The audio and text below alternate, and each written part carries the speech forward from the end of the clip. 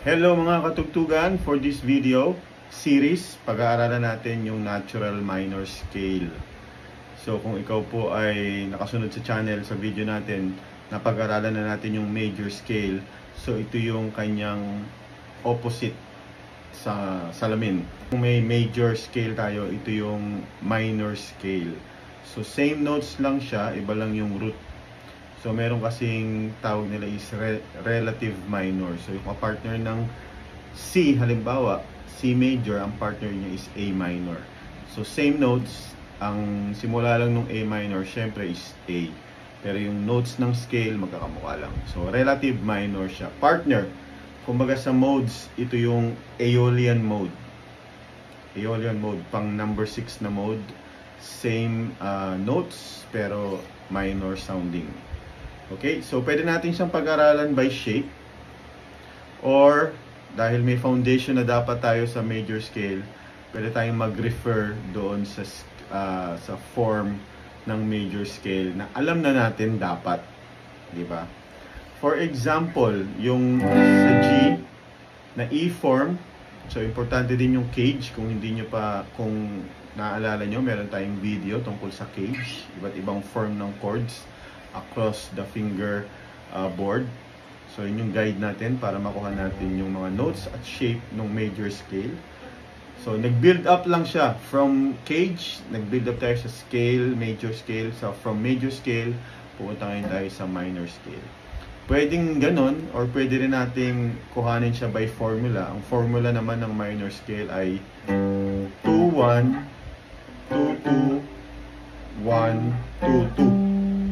Tandaan nyo, yung major scale is 2-2-1, 2-2-2-1. Ang minor scale is 2-1, 2-2-1, 2-2. So pwede rin ganon. Pero dahil syempre alam na natin yung major scale, dapat kukuhanin natin yung minor scale galing sa major scale. Dahil magkamukha lang sila ng notes, iba lang yung starting position. For example nga, ito yung G. Ang relative minor ng G major ay E minor. Kung matatandaan nyo, yung chords sa G major is yung G major, second note is A minor, minor siya. Third is B minor, minor siya. Ang fourth niya is C, major siya. 4. 5 is D, major siya. 6 yung ating relative minor, which is minor siya, yun yung E minor. At syempre yung ating F sharp diminish, yung medyo out of place, tapos G. Okay, so yung pang-anim nga na chord is E minor, yun yung ating relative minor. E shape ng G, kuhanin natin yung shape ng major scale.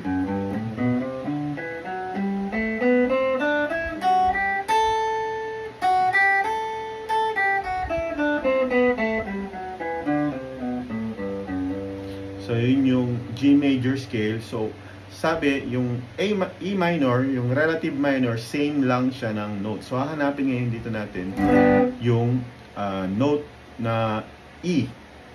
So from dito, alam naman natin, syempre, alam mo ba? Alam natin na ito ay G, A, B, C, D. Ito yung E. So ibig sabihin, pag nag-start tayo dito, ito yung ating Aeolian E minor scale. Pwede nating memorizein yung scale na yan. Yun yung shape nung kapartner ng G major sa E form na cage.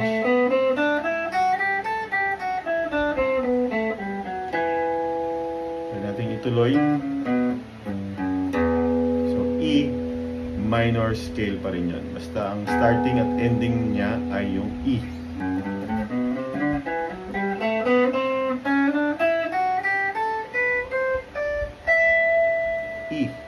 Taas na, no? So yun yun. Yun yung first position natin sa E, sa G major scale sa E form. So ang technique dyan, kukuhanin natin lahat ng shape ng minor scale base doon sa shape ng major. So for dito, hahanapin lang natin yung note ng E, tapos build tayo ng position ng major scale starting lang doon sa E note. So for example, ang unang note natin is ito, open. So kukuhanin natin yung scale ng G major dyan, pero sa E tayo mag-start. So ito yun.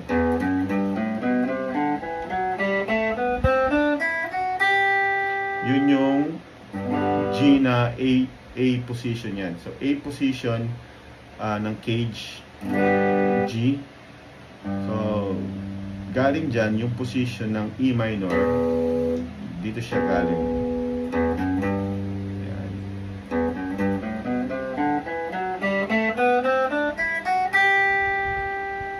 Ayan. So yun yung unang note.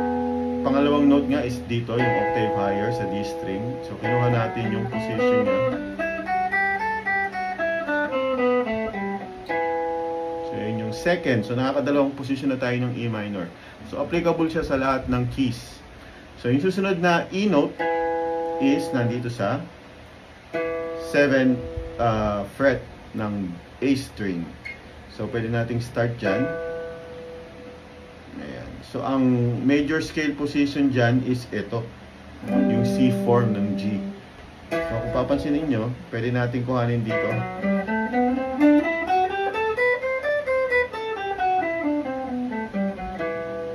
Ayan. So yun yung ating E minor scale sa G position, sa C position ng G major. Ayan. So basta kung alam niyo yung scale ng G major dito sa C form, ito yun eh.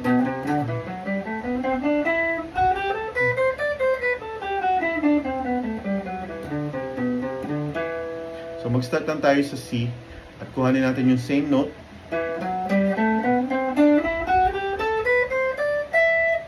Yung pa rin yung E minor. So pansinin nyo, na-skip na natin tong gitnang fingerboard. Pwede rin natin siyang daanan dyan. So ang position din niya is galing dito. Pupunta tayo dito sa E. Kasi may D form na E minor eh. So, di ba meron tayong E minor dito? Meron din tayong E minor dito. Ayan, yung D form. So, ang base niya is dito. So, same lang din. So, ibig sabihin, so yun yung ginawa natin. Ayan. So, yung base natin dito, pwede natin kuhanin dito. So, ito siya.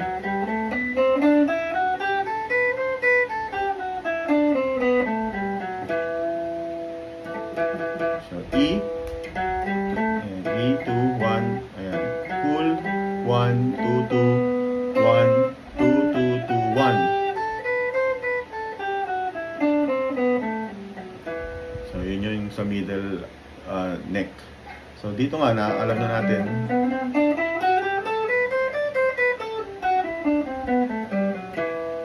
Ayun. So, yun yung mga notes ng E. Doon tayo mag-start. Kuhanin pa rin natin yung scale ng G major. Same notes dahil relative sila, same notes, Aeolian mode. Yun lang, mag-start lang tayo sa E dahil yun yung partner ng ng G major, yung E minor. So next note natin ng E is nandito na. Ayan. So ito na yung 12th fret. Parang dito na siya sa neck, octave higher. So pwede natin siyang kuhanin dito sa G form. Ayan. Or pwede din dito. Simula ulit tayo dito.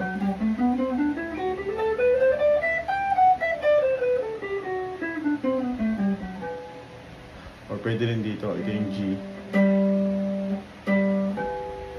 So, start tayo dyan sa G, sa E. Kuhanin natin yung A form ng G major scale. E.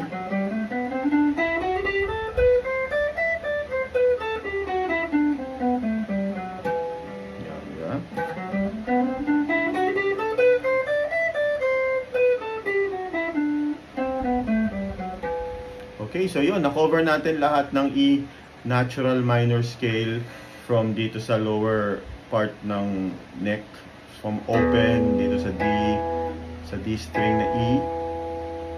Ayan, pwedeng dyan. Tapos ito yung D form na E minor. Kinuha din natin siya dito sa ating 7th fret ng A string. Dito sa middle neck at pwede din dito sa C form, dito. At syempre yung A position ng G. kinuha din natin dito. Okay, so for next video, tignan natin yung ibang keys. So yun yung key of E minor. So same position lang, basta alam natin kung ano yung form ng G major, makukuha natin yung scale ng relative minor, yung Aeolian mode natin. So pag-aaralan natin tong minor scale bago natin pag-aralan yung mga modes ng major scale, dahil mas madali siyang malaman. So nagbi-build up lang yung knowledge natin. So yung modes naman ng guitar, ng modes ng major scale, pwede siyang relative doon sa major scale or pwede siyang parallel. Yun yung pag-aaralan natin pag alam na natin yung natural minor scale. Okay, magkamag-anak yun. So yun muna sa E minor scale, pag-aralan natin, lagay natin yung shape. Habang pinag-aralan natin, lalagay natin yung shape para balik-balikan nyo. Okay, thank you for watching. Subscribe. See you sa susunod na ating lesson. Ibang keys naman, minor scale pa rin. Gamit natin Fermata Telecaster FT1. Yan. So buy my guitar, punta ka lang sa page, PM, at ipadala na natin ito sa'yo. Pwede Lalamove, pwede shipping, pwede Lazada. Thank you for watching. See you sa next video.